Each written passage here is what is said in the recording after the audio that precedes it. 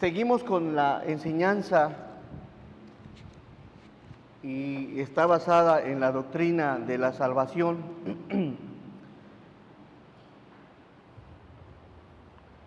Les hacía mención que vamos a estar enseñando los días miércoles doctrina para que procure, disponga en su corazón el poder estar aquí con nosotros para ser edificado por medio de 16 doctrinas que son las que como bautistas profesamos, de las cuales ya se han expuesto algunas. Y bueno, por el momento estamos en la doctrina todavía de la salvación, que es algo extensa, todas son bonitas, pero esta como te edifica, como te fortalece. Y bien, pues vamos a ir a Dios en oración, vamos a orar. Nuestro amado y buen Dios, te agradecemos, Señor, la bendición que nos das de poder reunirnos, Señor, de congregarnos.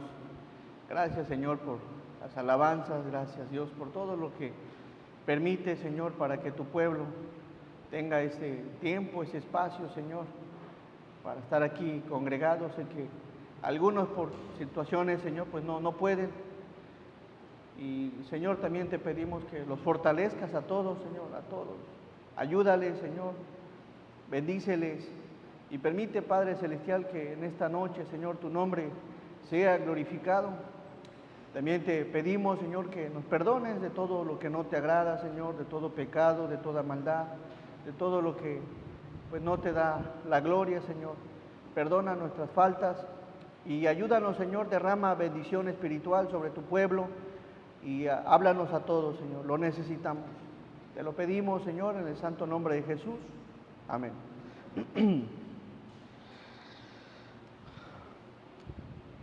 Uno de los versículos de los cuales hemos estado exponiendo y también el contexto, pues es de Hechos 4, verso 12, y les había estado exponiendo de que si tratáramos de exponer o defender la doctrina de la salvación, que se encuentra únicamente en Cristo, les mencionaba que el libro de los Hechos, capítulo 3, y capítulo 4 bastarían, mas sin embargo la Biblia te habla, pues toda la Biblia te habla que todo radica en Cristo para poder ser salvos. Y este versículo que dice, y en ningún otro hay salvación, porque no hay otro nombre bajo el cielo dado a los hombres en que podamos ser salvos. Hay un verso, un versículo, por favor, en Isaías capítulo 42.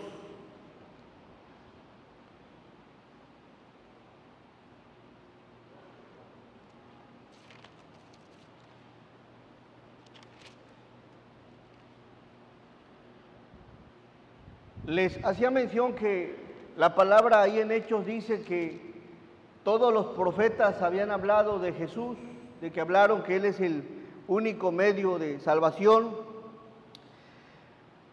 Y Isaías, vamos a ver lo que dice Isaías 42, verso 1. Dice la palabra, he aquí mi siervo, yo le sostendré, mi escogido, en quien mi alma tiene contentamiento.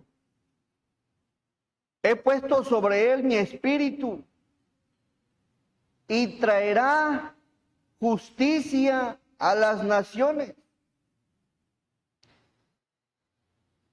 Este versículo hace una referencia al Señor Jesucristo, que ejercería un ministerio sin pretensiones en su segunda venida y traería justicia a todo el mundo. Y la palabra aquí justicia, de la palabra hebrea mishah, que significa sentencia. ¿Cuándo es que Dios traería la justicia a las naciones? La sentencia también significa o decreto formal, acto, demanda, decisión, determinación, litigio y juicio.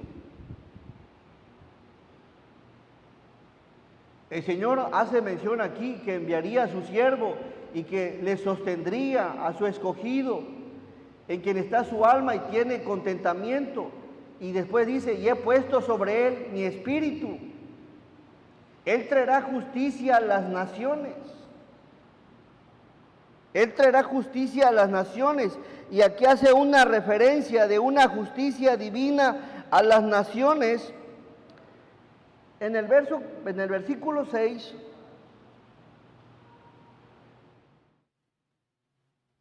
Él traería un juicio, o Él traerá un juicio, un litigio, tiene una decisión ya, una sentencia a las naciones. Pero miren qué dice el versículo 6. Yo, Jehová, te he llamado en justicia. Nuevamente aparece la palabra justicia. Y te sostendré por la mano.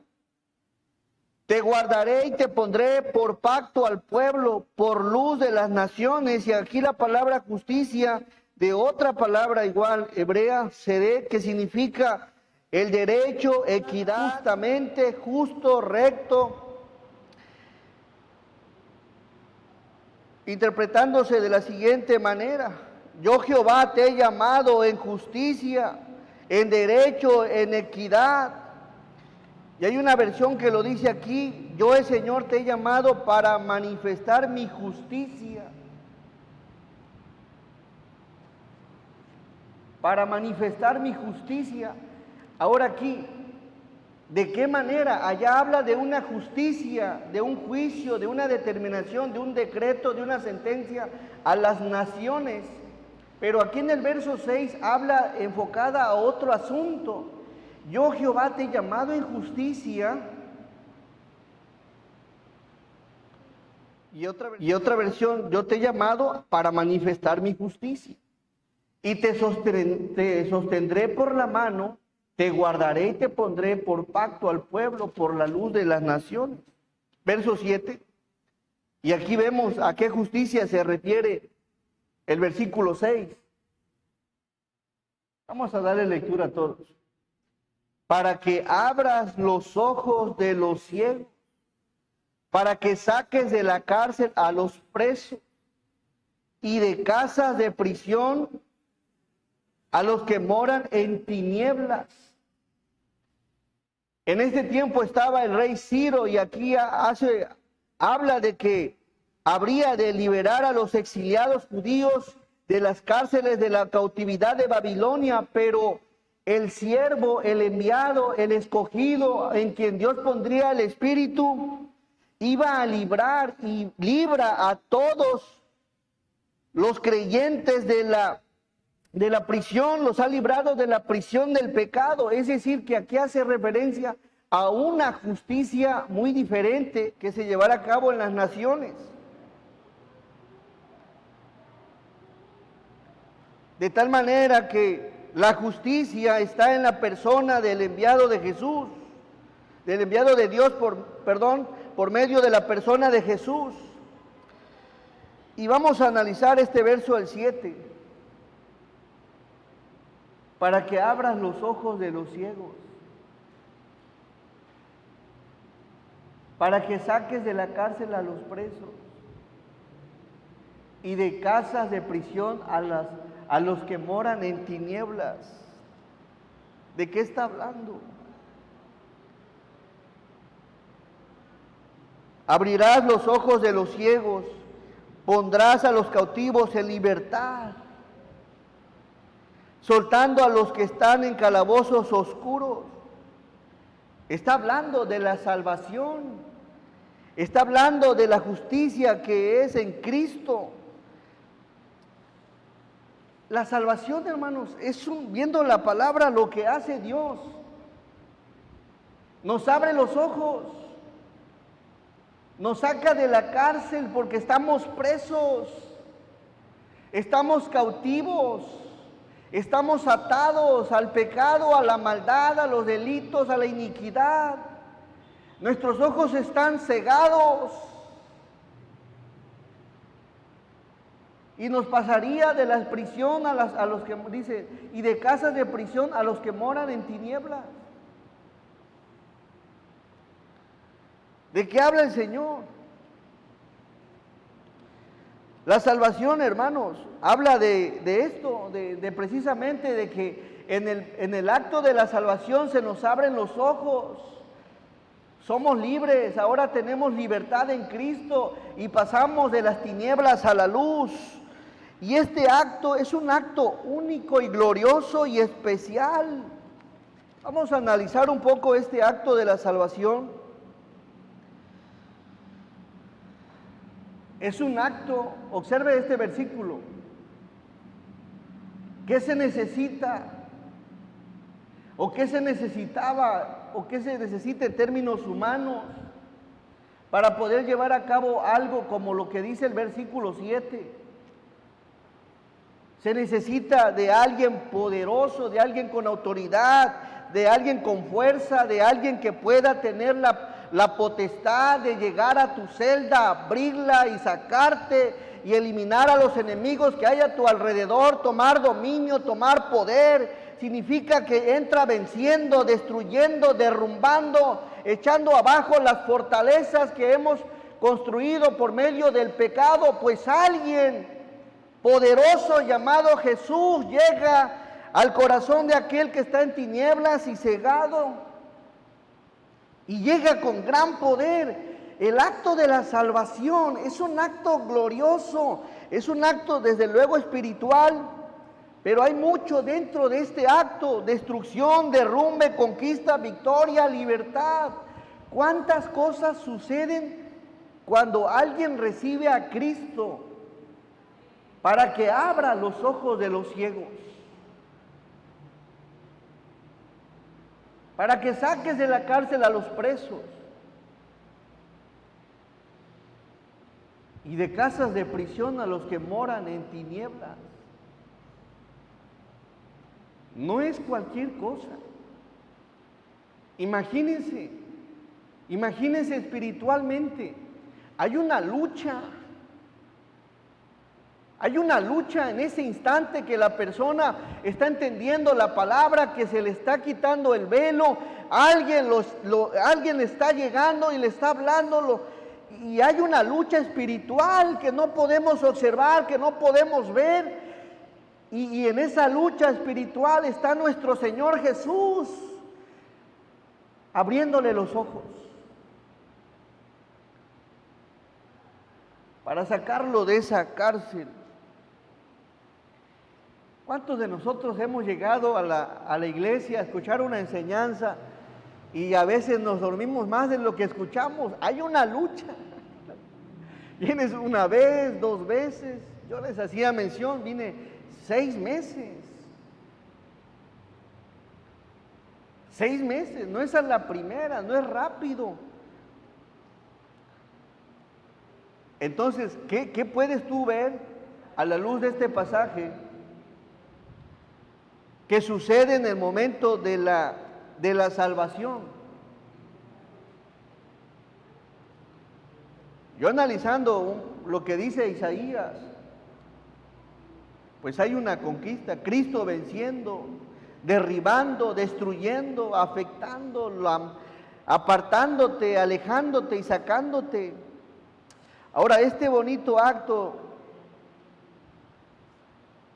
¿valdrá la pena regocijarse? ¿Valdrá la pena ponerse contento? ¿Valdrá la pena? Porque lo que enseña la palabra en cuanto a la salvación que es en Cristo, lo que pasa, lo que sucede, es algo hermoso. Un día usted y yo estábamos con los ojos cegados, en las cárceles, presos, encadenados, con infinidad de cadenas de muchos pecados que nos tenían atados. El orgullo, el enojo, el rencor, la codicia, la envidia y muchos pecados, la lujuria. Y estábamos encadenados, pero alguien llegó. Alguien llegó a sacarnos de esa prisión. ¿Te das cuenta lo que hay y lo que sucede? Me llama la atención lo que pasa, que cuántas cosas. Por eso la palabra, vamos por favor, y el primer punto es, por eso el Señor expresa ya en Lucas capítulo 15, verso 5, y el primer punto es el gozo de la salvación. Observen cómo lo ve el Señor Jesús. Y cuando la encuentra, está hablando Jesús, el Señor, y cuando la encuentra la pone sobre sus hombros, ¿cómo? Gozoso. Y la palabra gozoso de la palabra griega jairo significa que se pone alegre, que se pone feliz, que se regocija. Cuando una persona se convierte, Jesús, el Señor, se sigue poniendo alegre, contento, se regocija, se llena de gozo. Cuando una persona se convierte a Cristo, la pone sobre sus hombros gozoso. Ahí va el Señor. Fíjense, Jesús se pone gozoso. Jesús se pone gozoso. El gozo de la salvación. Cuando ves a Isaías, todo lo que pasa, todo lo que acontece, todo lo que sucede cuando una persona se entrega a Cristo, lo que Cristo hace y de dónde lo saca, de dónde lo libra, de dónde lo rescata, entonces comprendes por qué el gozo del Señor. ¿Por qué ese regocijo? ¿Por qué esa alegría? ¿Por qué se pone tan contento? Porque hay mucho de por medio cuando un pecador se arrepiente. Verso 6. Y al llegar a casa, está hablando Jesús. Y al llegar a casa reúne a sus amigos y vecinos, diciéndoles, gozaos conmigo, gozaos conmigo. Gozaos aquí de la palabra griega sunjairo, que significa expresar simpatía en alegría. Y les está diciendo a sus discípulos que expresen simpatía en alegría con Él por lo que acaba de suceder, por lo que acaba de acontecer. Porque alguien fue librado, fue rescatado de una prisión espiritual de la cual nadie lo podía sacar. Y Jesús expresa, y al llegar a casa reúne a sus amigos y vecinos diciéndoles, gozaos conmigo, pónganse contentos conmigo. Es un Jairo. Yo no sé cómo sea tu reacción cuando alguien se convierte, pero pasa mucho espiritualmente en la vida de una persona que le entrega su vida a Cristo. No lo comprendemos. La Biblia nos enseña de forma ilustrada. Imagínense la lucha espiritual que hay. Gozaos conmigo. Sean empáticos en esta alegría. Expresar simpatía en esta alegría. Congratular también significa gozar y regocijarse. Y congratular significa expresarle a alguien que uno se alegra por un suceso. Congratular, expresarle a alguien que uno se alegra por un suceso. Alegrarse con él. Y Jesús le dice, gozaos conmigo. Gozaos. Alguien es libre, alguien salió de prisión, alguien ahora ve la luz. Gozaos conmigo, porque he encontrado mi oveja que se había perdido. El gozo de la salvación es algo bonito. Todo lo que hace el Señor Jesús en ese momento, en ese instante. No sé si te diste cuenta, el domingo había gente entregándose al Señor. Qué hermoso. A lo menos felicítale, Dios te bendiga, Dios te fortalezca, un saludo, un abrazo. Sigue adelante, sigue confiando en el Señor, síguete entregando a Dios. Es bonito cuando una persona que recibe a Cristo, le expresas ese gozo, esa alegría, ese regocijo, y es bonito. A lo menos siento bien bonito. Ay, Señor, gracias, porque libras a la gente del pecado, de las tinieblas, de las cadenas, y le resplandece la luz de tu evangelio, y se siente precioso. Y Jesús, quien hace la obra en ese instante, quien hace todo en ese instante, imagínense. Por eso le dice a sus discípulos: gozaos conmigo, gozaos. Cuando entiendes a la luz de la palabra lo que sucede, por eso es que Jesús decía: gócense, alégrense, regocíjense, porque he encontrado mi oveja que se había perdido. He encontrado mi oveja. Vamos al versículo que sigue.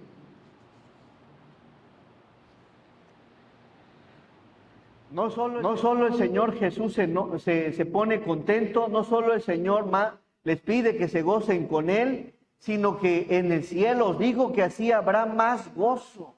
¿En dónde? En el cielo, por un pecador que se arrepiente.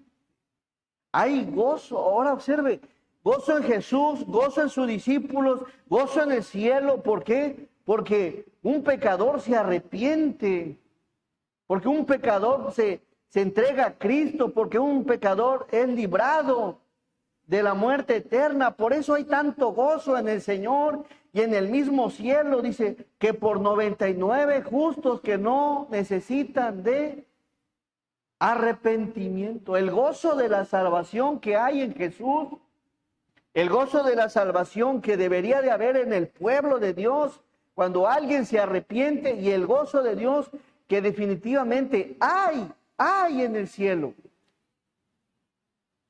Os digo que así. ¿Te puedes imaginar que cuando recibiste a Cristo, Jesús estaba gozoso? ¿Te puedes imaginar que cuando recibiste a Cristo, en el cielo había gozo? Quizás no lo hace en su momento, pero hoy que lo sabes, hubo un gozo precioso en el cielo. Os digo que así habrá más gozo en el cielo por un pecador que se arrepiente, que por 99 justos que no necesitan de arrepentimiento. ¿Cómo no? Isaías 42:7.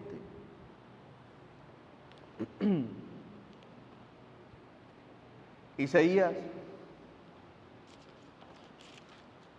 42:7.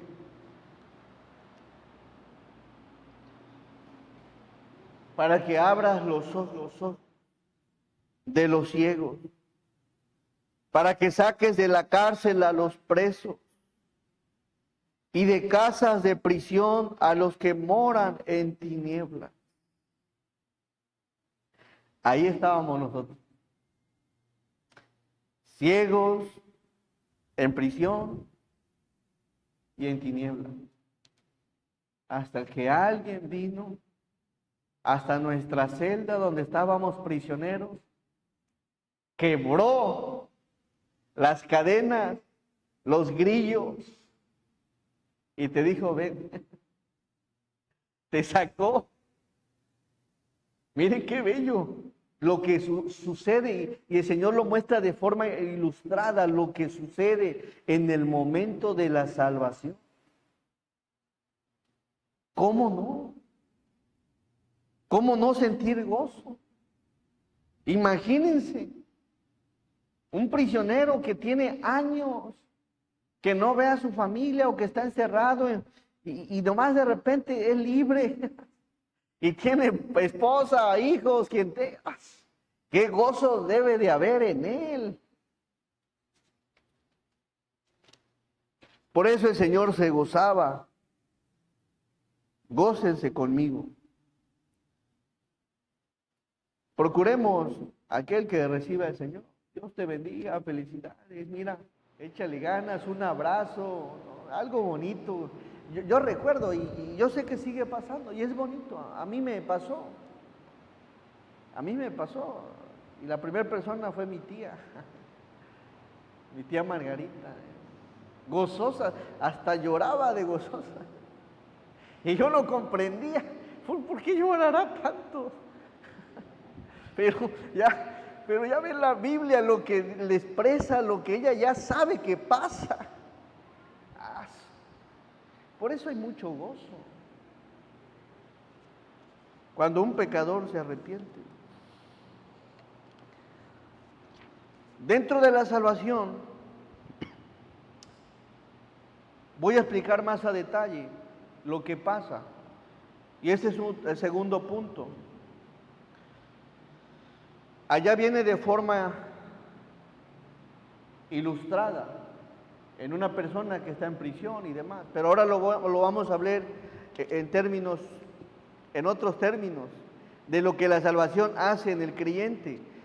Y probablemente usted comprenda con más amplitud lo que está sucediendo en el momento que una persona recibe a Cristo y por qué el Señor dice gócense, que haya gozo. Y uno de los términos de lo que pasa cuando la persona es salva es la expiación. Expiación es el acto, escuche bien, es el acto de Dios que mediante el sacrificio del Señor Jesucristo satisface su justicia. Sí, es el acto de Dios que mediante el sacrificio de su Hijo Jesús satisface su justicia, queda satisfecho, queda contento, queda alegre, queda feliz. Escuchen lo que pasa. Dios queda feliz y contento y satisfecho cuando el Señor Jesús derramó su sangre en la cruz del Calvario. Y en ese instante que una persona recibe a Cristo en su corazón, Dios queda satisfecho porque alguien creyó en su Hijo Jesús y ahora queda contento y borra la culpa del hombre pecador, purifica su alma y lo reconcilia con Él. Es decir, que la expiación tiene que ver con ese acto de Dios en estar satisfecho y contento por el acto que alguien más hizo, su propio Hijo llamado Jesús. La expiación. Y eso no es cosa pequeña. ¿Sabes por qué? Porque nadie puede satisfacer la justicia de Dios sino su único Hijo, su Hijo Jesús. Por esa razón la palabra enseña que queda satisfecha su justicia. Por favor, vamos a Daniel 9:24.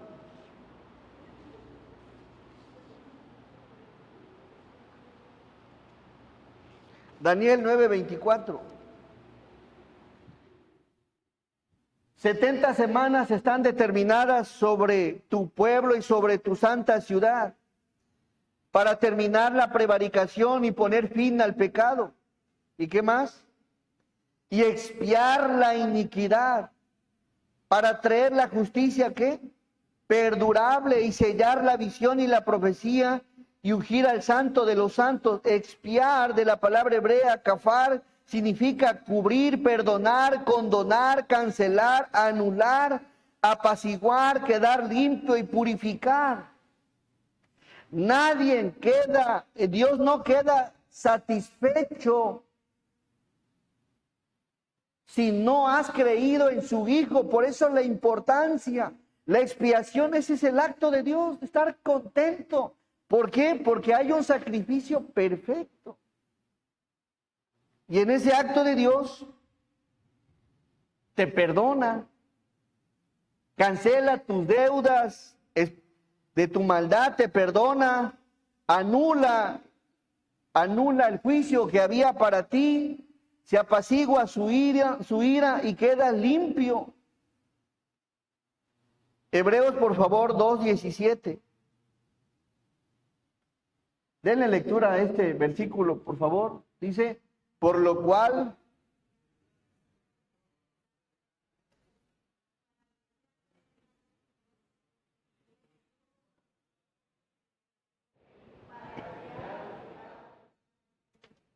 para expiar los pecados del pueblo. Qué bonito que la expiación tiene que ver con que en el acto de Dios queda satisfecho. Nada de lo que hagas en la vida, nada de lo que hagas en esta vida va a satisfacer la justicia de Dios, sino el único acto que satisface la justicia de Dios es el acto de su Hijo. Es el acto de su Hijo.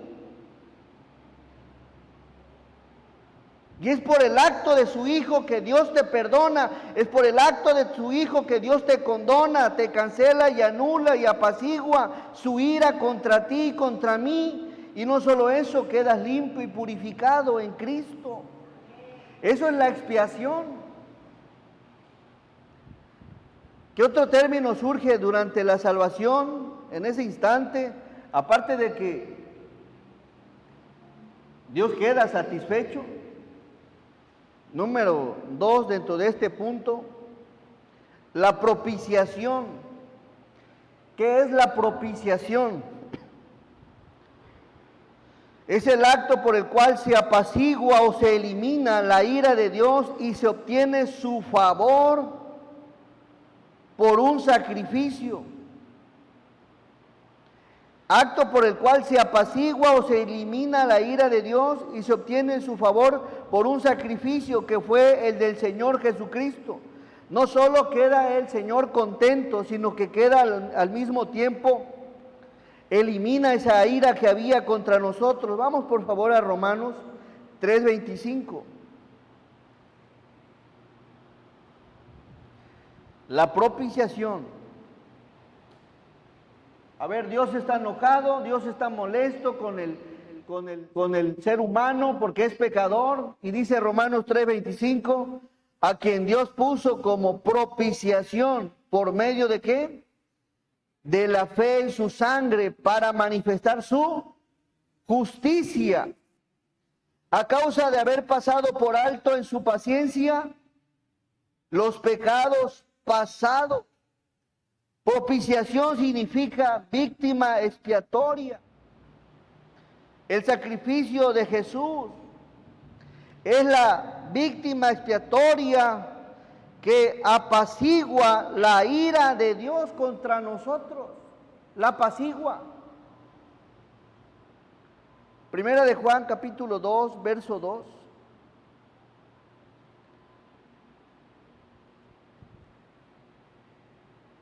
Está hablando aquí de Jesús, dice, y Él es ¿qué?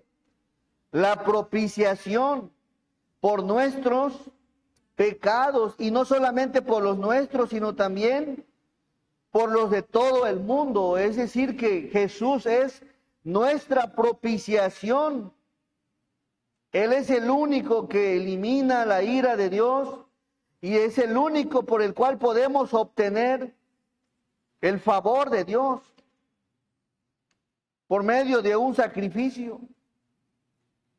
Cualquier sacrificio que hagamos en la vida nunca va a satisfacer al Señor. Expiación, propiciación. Número 3, la redención. Es el acto de Dios el librar o rescatar a una persona a cambio del pago de un precio, que fue la sangre derramada en la cruz del Calvario por nuestro Señor Jesucristo. Redención es el acto de Dios en librar o rescatar a una persona a cambio del pago de un precio. ¿Te das cuenta lo que vales? ¿Te das cuenta lo que alguien ha hecho por ti? La redención tiene que ver con ese acto de Dios en librarte y rescatarte, rescatar a una persona. Y el pago no lo hiciste tú. ¿Quién lo hizo? Lo hizo Jesús, derramando su sangre preciosa. Eso es algo bonito en la palabra que nos enseña en relación a la redención. Que alguien pagó el precio, llamado Jesús, derramando su sangre preciosa. Y aquí la palabra redención del griego significa salvación, remisión y rescate. Alguien te rescató, alguien dio la sangre por ti. Ahora imagínense por eso dice la palabra que la justicia de Dios queda imputada en aquel que le recibe en su corazón. Y esa justicia está bañada de su sangre preciosa en la cruz del Calvario, efectuando en el momento de la salvación la expiación, la propiciación y al mismo tiempo la redención. Son varias cosas que pasan en ese instante. Es un momento. En el momento que recibes a Cristo en tu corazón, se está efectuando todo esto. Dios satisfecho, Dios contento. ¿Por quién? Por medio de Jesús, del sacrificio de Jesús. ¿De qué manera? Por medio de que has recibido a Jesús en tu corazón como tu Salvador personal y has aceptado que su sacrificio te limpia de todo pecado. Redención. Por favor, Romanos 3:24.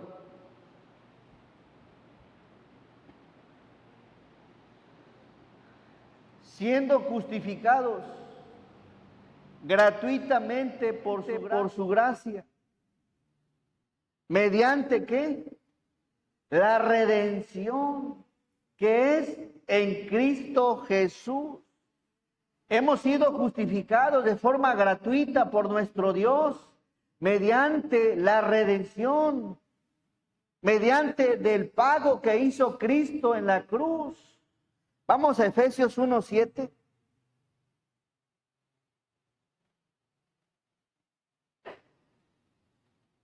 En quien tenemos redención, en quien tenemos salvación, en quien tenemos rescate, en quien tenemos remisión. ¿Por medio de qué, Señor? ¿Por medio de su qué? Sangre. Por medio de su sangre. ¿Qué más tenemos? El perdón de pecados según las riquezas de su gracia.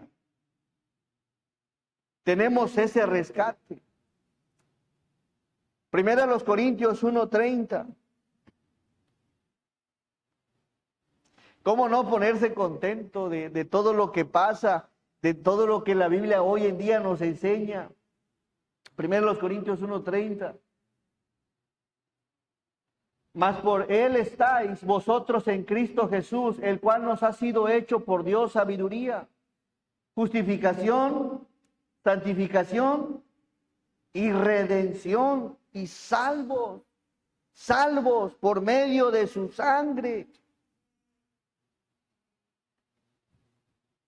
Ahora, no es cualquier cosa. No es cualquier cosa. La sangre de Jesús se efectúa en el que la persona recibe a Cristo y lo limpia de todo pecado. Así que, hermanos, tomar en cuenta la expiación, la propiciación, la redención en ese instante, en ese momento, es algo hermoso de lo que está surgiendo y está pasando aquel incrédulo que recibe a Jesús. No es cosa pequeña, por eso hay gozo en el cielo, por eso hay gozo en el Señor.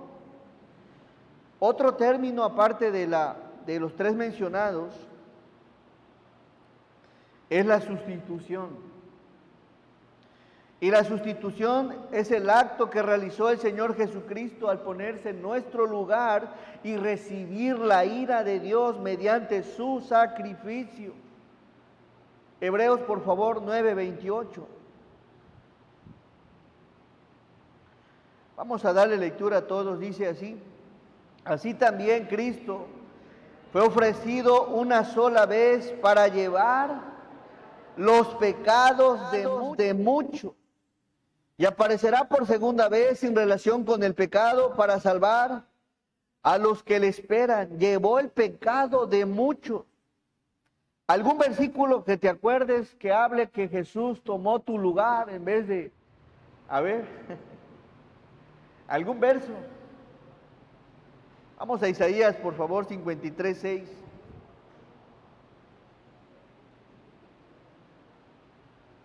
Tomó nuestro lugar. Isaías 53:6. Todos nosotros nos descarriamos como ovejas. Cada cual se apartó por su camino. Mas Jehová cargó en él, ¿en quién? En su Hijo Jesús, el pecado de todos nosotros. Cuando dice la palabra que Jehová cargó el pecado de todos nosotros en Jesús, la magnitud del sacrificio de Jesús, justamente lo que cada uno de nosotros merecíamos para poder librarle, y aún así no podríamos ser librados por cuanto somos pecadores, pero su sacrificio muestra la magnitud de nuestro pecado, muestra la ira que había de Dios, muestra lo que se tenía que pagar para poder ser salvos. ¿Se te hace poco lo que hizo Jesús en la cruz, hermano?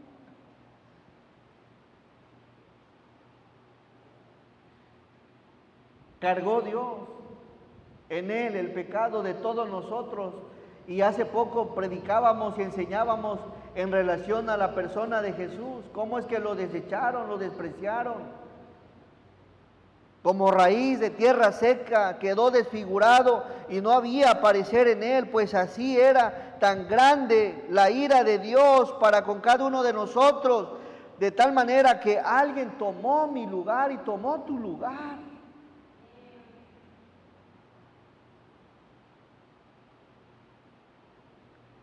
¿Qué hemos hecho nosotros? O sea, analice.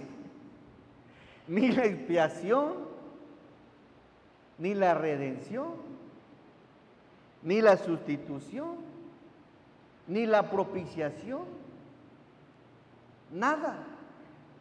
Todos estos actos que estamos predicando y estamos enseñando, los llevó a cabo una persona llamada Jesús. Vamos por favor a 1 de Pedro 2:24.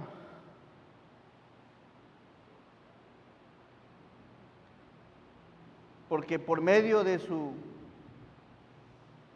sacrificio, por medio de su sangre derramada, se pagó el pecado de cada uno de nosotros. Primera de Pedro 2:24 dice, quien llevó él mismo nuestros pecados en su cuerpo sobre el madero, para que nosotros, estando muertos a los pecados, vivamos ¿a qué? A la justicia, y por cuya herida fuiste sanados. Él llevó nuestros pecados, cargó nuestros pecados, agarró tus pecados y se los echó a la espalda y a la cruz. Ahí derramó todo su amor en la cruz. Y el Padre derramó su ira en su Hijo. Por eso la palabra enseña que hay dos justicias. Una que se llevará a cabo en las naciones, y otra, la justicia de Cristo, queda imputada en todo aquel que le recibe como su Salvador personal. De tal manera que el cristiano ya no tiene ahora que estar a cuentas en un sentido en el tribunal del juicio con Dios. No, ya no. ¿Dónde se efectúa la justicia de Cristo o la justicia de Dios? En el sacrificio de Cristo. Por eso es importante que el incrédulo reciba al Señor como su Salvador personal, porque en Cristo el Señor se lleva a cabo la expiación, la propiciación, la redención, la sustitución, de tal manera que Él es el pago exacto y perfecto que todo ser humano necesita para satisfacer a Dios Padre. ¿Sí lo comprende?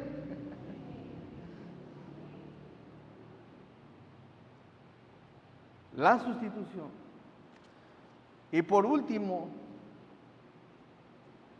en el momento de la salvación también se efectúa la reconciliación. El pecado del ser humano ocasionó un estado de enemistad con Dios, por lo que el Señor Jesucristo, por medio de su sacrificio, reconcilia nuevamente la relación entre el hombre y Dios. Así que cuando una persona recibe a Cristo como su Salvador personal, en ese instante hay una reconciliación. Vamos a Romanos, por favor, capítulo 5.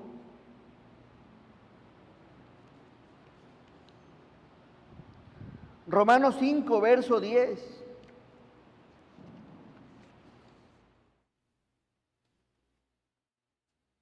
Porque si siendo enemigos fuimos reconciliados con Dios,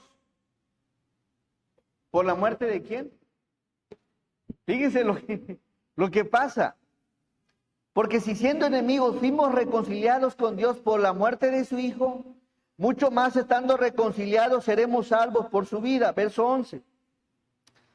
Y no solo esto, sino que también nos gloriamos en Dios por el Señor nuestro Jesucristo, por quien hemos recibido ahora la reconciliación. Y la palabra reconciliación del griego, katalagé, que quiere decir que ahora por medio de Jesús somos restaurados.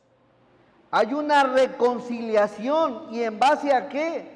En base a la relación que hubo en un principio con Adán. Se perdió cuando desobedeció a Dios. De tal manera que ahora por la fe en Cristo se vuelve a uno a reconciliar. El ser humano se reconcilia con Dios por medio de la fe en Cristo. Y ahora puede tener esa intimidad, esa relación, esa estrechez con Dios por medio de Jesús. Y no solo esto, sino que también nos gloriamos, nos ponemos contentos en Dios por el Señor nuestro Jesucristo, porque por quien hemos recibido ahora la reconciliación. ¿Cómo te sientes cuando hay un problema con alguien y nada más de repente se llevan, se platica, se dialoga y se llega a la reconciliación? Vuelve a haber esa bonita relación, esa bonita amistad, y vuelve a haber cosas bonitas. Bueno, así el ser humano estaba en enemistad con Dios, y la única forma de volver a reconciliarse es por medio de Jesús. No hay manera. No hay manera. Romanos 5:1.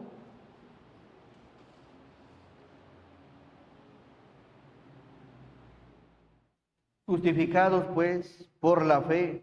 Ahora, ¿qué tenemos por la fe en Cristo, hermano? Tenemos paz.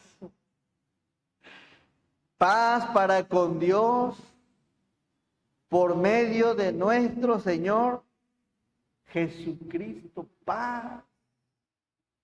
Ya no hay esa enemistad, ya no hay esa ira. Ya no vas a, no, ya eres librado de esa justicia que en su momento, si no recibías a Cristo, te la ibas a ver con Dios seriamente en el juicio del gran trono blanco. Ahí iba, y ahí será el crujir de dientes cuando sean arrojados al lago de fuego por toda la eternidad.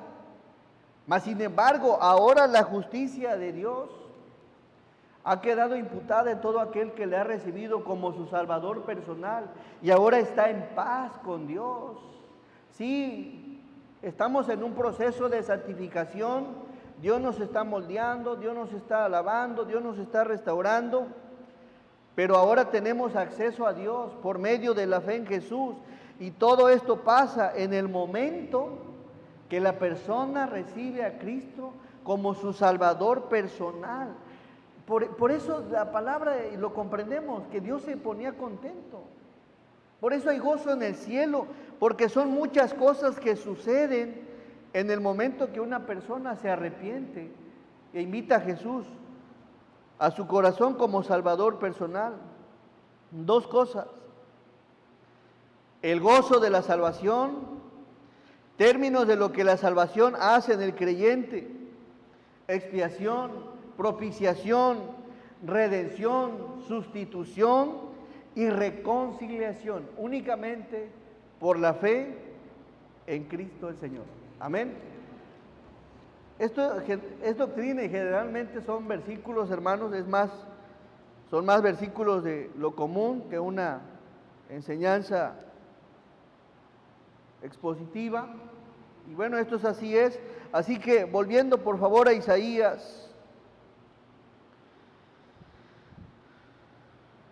42, verso 7. Y miren cómo lo ilustra el Señor: para que abras los ojos de los ciegos, para que saques de la cárcel a los presos y de casas de prisión a los que moran en tinieblas. Amén. Vamos a entonar un canto, hermanos.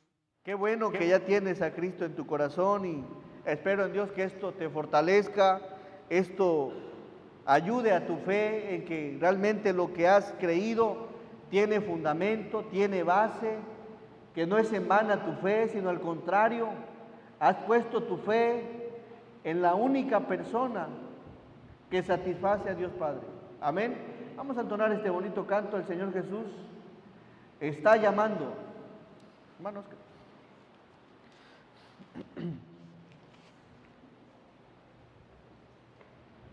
Dios te bendiga.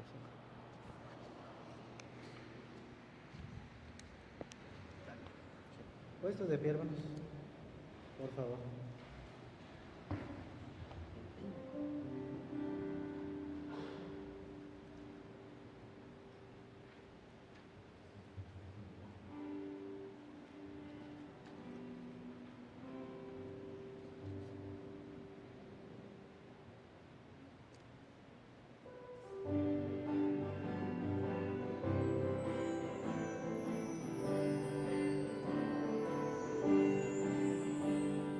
El Señor Jesús está llamando, ¿quién al campo a trabajar irá? ¿Quién irá buscando a los perdidos? ¿Quién la senda les enseñará? Háblame, oh háblame, y he aquí responderé, Señor, háblame. Te diré, heme aquí o envíame, Señor. Cuando el trozo de carbón ardiente al profeta fiel purificó, al oír la voz que le llamaba, mándame, Señor, él respondió, háblame, oh háblame. Responderé, Señor, háblame, te diré, heme aquí o envíame, Señor. A millones que en pecado mueren, escuchar su llanto de dolor, acudir con tiempo a rescatarte, y enviará o envíame, Señor, háblame, oh háblame, heme aquí responderé, Señor, háblame, te diré, heme aquí o envíame, Señor. Pronto el tiempo de la siega pasa,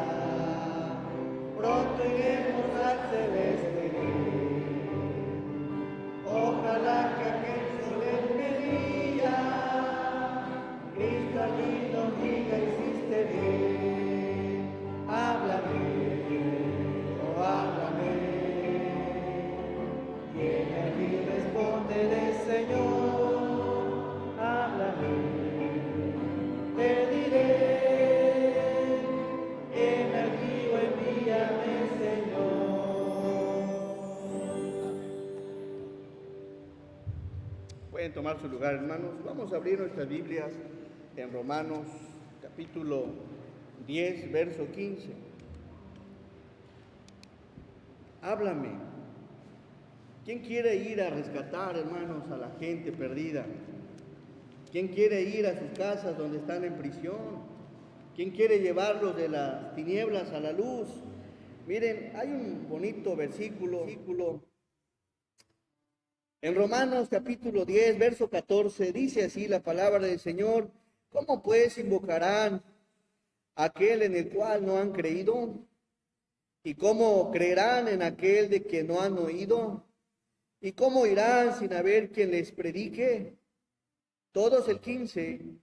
¿Y cómo predicarán si no fueren enviados? Como está escrito, cuán hermosos son los pies de los que anuncian la paz, de los que anuncian buenas nuevas. Amén. Quisiera hacer una oración por ti. Si te gusta este año tener en tu corazón en ir a predicar, ir a evangelizar, ir a ganar almas, ya sea en tu trabajo, ya sea en las calles, ya sea en los hospitales, no sé, si te gustaría ser usado por Dios, como lo dice el canto. Dice el profeta: heme aquí, envíame a mí, Señor. Así que quiero hacer una oración por ti, hermano o hermana, quien seas, joven. Para eso vamos a cerrar todos nuestros ojos, vamos a orar. Nuestro amado y buen Dios, te damos gracias, Señor, porque en el momento de la salvación, Señor, fue algo hermoso, algo glorioso, Señor. Y hubo gozo en ti, hubo gozo en el cielo, Señor. Y queremos ser esos medios, esos instrumentos, Señor, para traer almas a tus pies, Señor, para que les resplandezca la luz de tu evangelio. Pero no podemos solos, Señor, necesitamos de ti, necesitamos de tu gracia, necesitamos de tu poder, de tu misericordia, que vayas con nosotros en todo momento, Señor. Ayúdanos como iglesia.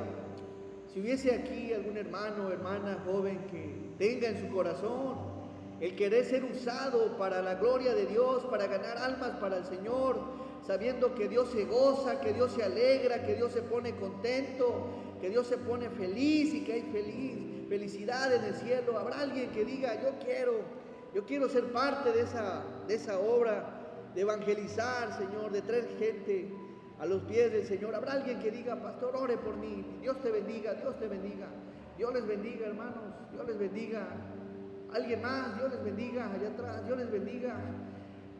Alguien más que diga: yo quiero ser útil en las manos del Señor para su gloria, ganando almas para Cristo. ¿Habrá alguien más?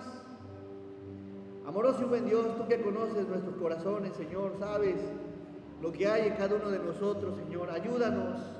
El tiempo, Padre, se está agotando, Señor. Ayúdanos a aprovecharlo de la mejor manera, ganando almas para ti, Señor. Bendice todas las manos levantadas, Señor. Derrama sobre ellos de tu bendición, de tu gracia, de tu poder, de tu bondad, Señor. Obra en cada corazón, darles discernimiento, entendimiento, Señor.